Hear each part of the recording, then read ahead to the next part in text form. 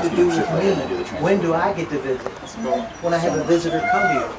If a visitor doesn't come to you, you have no part of this. Now, remember what I said we have to do to get him to behave better in the house? First, we have to get him to a point where he's more concerned about what you want than what he wants. And that's what I'm doing right now. So I don't need a baby. I don't need food on the table yet, but we'll take him in there in just a minute. But first, what I need is him to learn to defer to me naturally without formal commands. So that's why it's important that I try to avoid using formal commands now. I'm after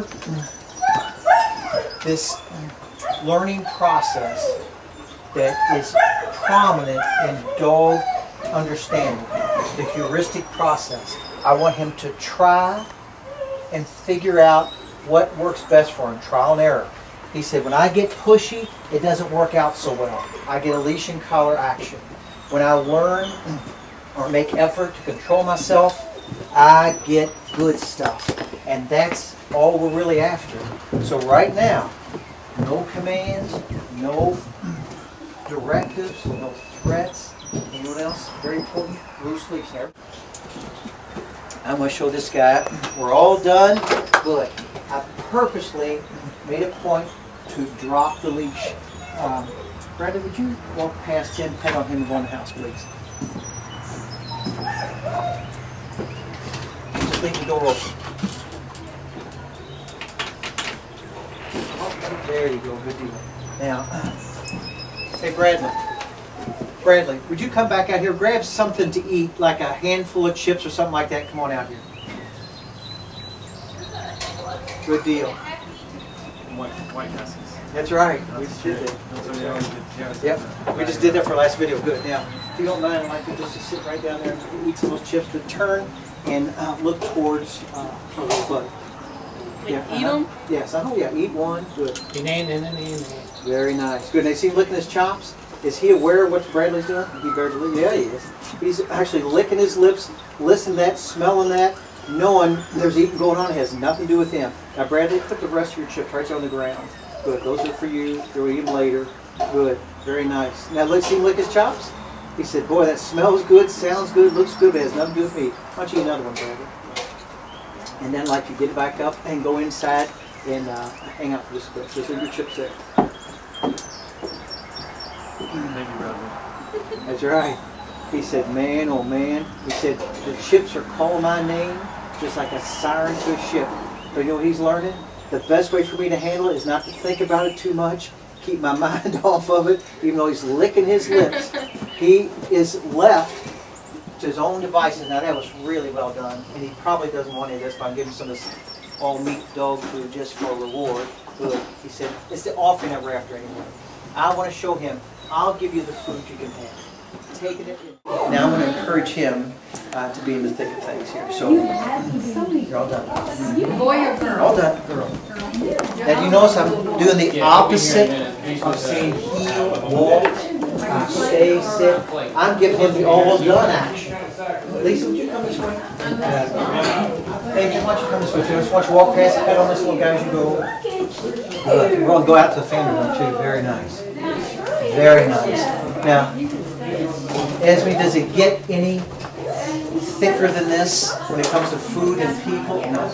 So if he can handle this with no commands, very little hands on the leash, honestly, Shane, you've done a good job following up. Very little leash action.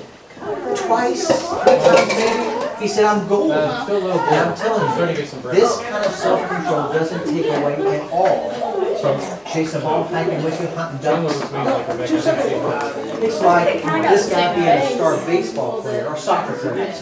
And let's say he's scholarship bound. You know what that means? He really is athletic, highly energized, competitive, rough physically. Those are good traits that you need to have in order for him to get a scholarship. And no one of those go away. At the same time, his mother said around the family room, don't use those skills now.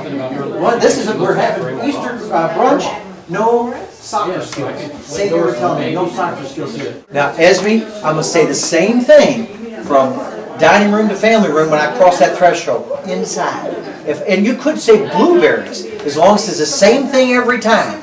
So he knows that is my go-ahead, okay? Very nice little buddy. Dang, it gets better, man. All right. He said, the weight of the world is on me. You're all done, buddy.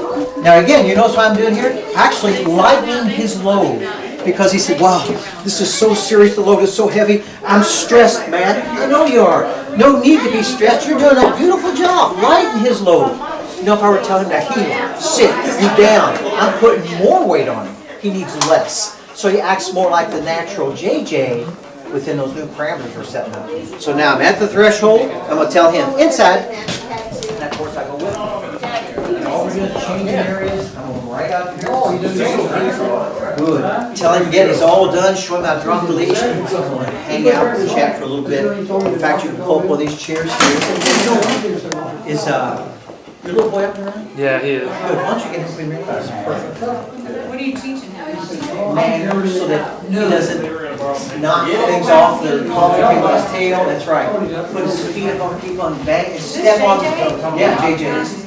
I know. And he steps on the little one. Just he's just wild. He's just wild.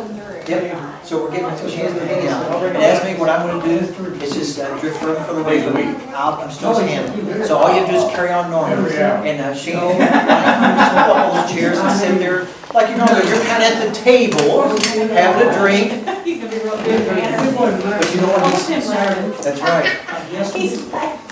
And the truth is, he had this potential from the first time I worked with him. He is a good fella. He just feels he's got high energy level and he is very social. He's healthy, so therefore, all those good things. Now that's excellent. This is good training. You know why we're showing you? As he gets more mobile, this is going to be part of life. Get used to it. Yes.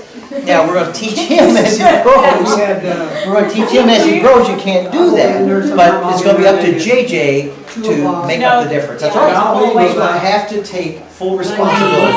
But JJ's like, this is not. Yeah, okay. You know how he kind of swing this one? Now, the opposite of stepping and climbing on and banging and things, he's going to say, well, if you're getting busy, let me just give you some more room. You all get busy. Call me when you need me. Well done. Good. Boy, you got that bad stuff. He does like it. He loves High blood animals. pressure? He'll chase after the cats in the house, crawl after them. Oh, that is too neat. Again, during training when we're supervising and trying to develop some parameters, I think you need to set the real thing. This is the time to show JJ, this is how you're putting it out. Run a little, you're doing a beautiful job, man. But he was bringing it home every night. Good trainer. Beautiful job. You know what else we can show JJ? This has nothing to do with you, this is about a little one. Well done, little buddy. He's a big devil. Unreal.